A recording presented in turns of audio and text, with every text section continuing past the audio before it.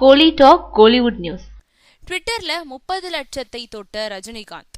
சமூக வலைதளங்கள்லயே ஒரு புயலை ஏற்படுத்தினவர் ரஜினிகாந்த். 3 வருஷங்களுக்கு முன்னாடி அவர் ட்விட்டர் சமூக வலைதளத்துல தன்னோட கணக்கை தொடங்கினப்போ அவரை தொடர்பவர்களோட எண்ணிக்கை விறுவிறுன்னு ஏறிச்சு.